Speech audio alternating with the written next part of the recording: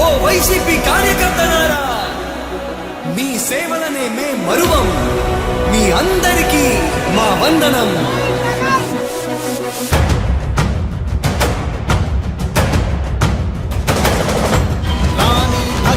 చావే ఎదురుగా అయినా అదరని ధైర్యంలా, లక్ష్యం మరువక పంతం విడువక యుద్ధం గెలిచెను సైన్యంలా.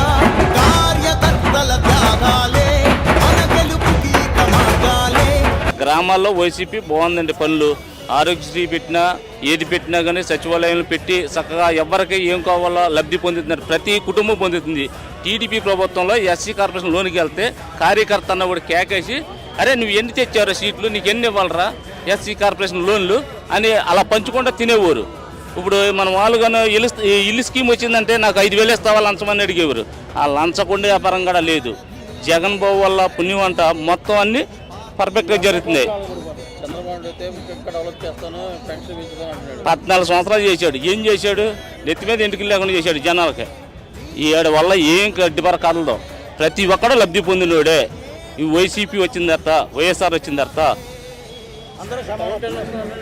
పవన్ కళ్యాణ్ ఎందుకండి రోషం గల మాటలే కానీ ఈ పని చేసే పనులు కాదు. అయ్యి సినిమాలో కొట్టే డైలాగులు కొడుతున్నాడు. బయటకు వస్తే ఆడు పని అవ్వదు. ఆ గ్లాస్ ఇచ్చిన తిరుగుతున్నాడు భీమవరం చుట్టూరు. నాకేమన్నా టీ చొక్క ఏంటండి భీమవరంలో గెలవడం అసలు. ఆడు ఉన్న ఏరియాకి వెళ్తేనే, ఆ మొగల్తూరు ఏరియాకి వెళ్తేనే ఆడనే లెక్క చేయరు అసలు.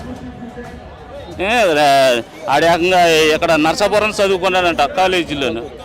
మొగల్తూరు నుండి చిన్న నర్సాపురం కాలేజీలో చదువుకున్నాడు. అప్పుడు కాలేజీలో నర్సాపురం మెయిన్ హెడ్ అయినా కానీ అక్కడే లెక్క చేయరు. కానీ చెల్లాడంటే ఏంట్రా బాబు మీ ఊరు వచ్చాడు కానీ అభిమానం కొద్ది కానీ అసలు అన్ని అడుగుతూ లేదు. ఎవరు కూడా సమాధానం లేదు. వేరే డబ్బు ఉన్న వాడిని ఒక రాగానే డబ్బు లేని వాడిని ఒక లేక చూస్తున్నారు. ఇదే మన వైఎస్ఆర్ వచ్చిన తర్వాత పర్ఫెక్ట్గా ఉంది ఏదైనా కానీ. 2014 నుంచి 2019 వరకు వాళ్ళు చేసిన పాలన టైంలో చూద్దాం. 2014 నుంచి 2019 టైంలో 5 సంవత్సరాల్లో ఎంతమంది డిగ్రీ పట్టాలు బయట పట్టుకుని వచ్చారు? వీళ్ళలో ఎంతమందికి ఆంధ్రప్రదేశ్లో మీరు ఉద్యోగాలు కల్పించారు? దానికి ఆన్సర్ చెప్పండి ఫస్ట్. 2019 నుంచి నేటి వరకు మామూలుగా సచివాలయ వ్యవస్థలోనే గవర్నమెంట్ ఆన్ రోల్ ఎంప్లాయీల కింద వీళ్ళందరూ డిగ్రీ చేసిన వాళ్ళందరూ కూడా జాయిన్ అవ్వలేదా? ఇది ఉద్యోగాలు ఇచ్చింది అందరూ జగన్మోహన్ రెడ్డి కదా, వైఎస్ఆర్ కాంగ్రెస్ పార్టీ కదా.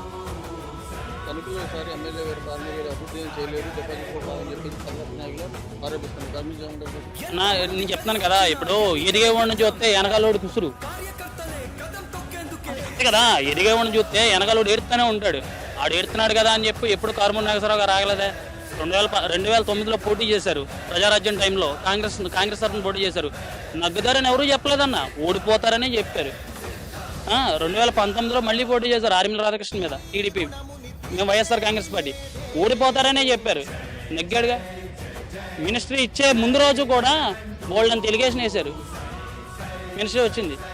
కష్టపడేవాడన్నా ఆయన డౌన్ నుంచి వచ్చినాడు. జీరోలో స్టార్ట్ అయ్యి ఈ రోజున ఆకాశాన్ని అందుకుంటా ఎక్కాడు. అలాంటి వ్యక్తి ఆగిపోవాలని కోరుకోకూడదు. ఆయన ఎలా ఎదిగాడో దాన్ని ఇన్స్పిరేషన్గా తీసుకోవాలి. ఓడిపోయి కోరుకుంటాడంటే ఆడు ఎప్పుడు కోరుకుంటానే ఉంటాడు. ఏడ్చివాడు ఎప్పుడు ఏడుతానే ఉంటాడు.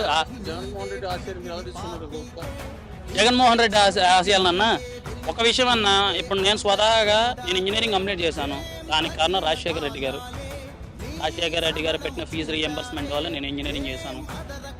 ఒక కులం చూడకుండా, ఒక పార్టీ చూడకుండా ఆయన ప్రతి ఒక్కడికి ఎలా అయితే సంక్షేమం అందించాలని ఆయన ఎలా ఆశించాడో అదే బాటలో జగన్మోహన్ రెడ్డి గారు కూడా చేశారు. సో ఇదే పాయింట్ మీద మేము కూడా ఇదే తీసుకుంటున్నాం. మాకెవరు కూడా మేము కులం చూసో, మతం చూసో, ప్రాంతం చూసో, పార్టీ చూసో ఇప్పుడు ఎవరికి చేయలేదా? టీడీపీ వాళ్ళు లబ్ధి పొందలేదన్న, కాంగ్రెస్ పార్టీ వాళ్ళు లబ్ధి పొందలేదా? వైఎస్ఆర్ కాంగ్రెస్ పార్టీలో జనసేన నుంచి వచ్చిన వాళ్ళు లబ్ధి పొందలేదా? మా నాయకులు వస్తున్నారు కదా, ఒక పక్క సినీ గ్లామర్, సీనియర్ అవును అవును అవును ఇవన్నీ కూడా 2014లో కూడా సినీ గ్లామర్ 40 సంవత్సరాల ఎక్స్పీరియన్స్ ఇవన్నీ కలిపి మంగళగిరిలో ఒక ఇంటికి పంపించారన్న. అవునా? భీమవరం గాజువాక కూడా అయిపోయినా, భీమవరం గాజువాకి ఇవన్నీ సజరేసుకున్నారు కదన్నా. ఇప్పుడు కలిసి వస్తున్నారు అంటున్నారు కదా. కలిసి వస్తున్నా ముందు ఎలా కలిసి రావాలో వాళ్ళకు క్లారిటీ లేదు. కలిసి వస్తున్నారని చెప్పి మనం హైప్ ఇచ్చేద్దాం తప్పించి వాళ్ళకి ఎలా కలిసి రావాలో ఒక క్లారిటీ లేదు. ఒక నాయకుడికి న్యాయం చేయాలంటే అది జగన్మోహన్ రెడ్డి. ఒక నాయకుడిని వాడుకుని వదిలేయాలంటే ఇంకా 2 పార్టీలు. మేము జగనన్న కోసం జగనన్న నవరత్నాలు పూర్తి చేసి సిద్ధము అని బయలుదేరాడు. మేము కూడా ఎలక్షన్ సిద్ధం.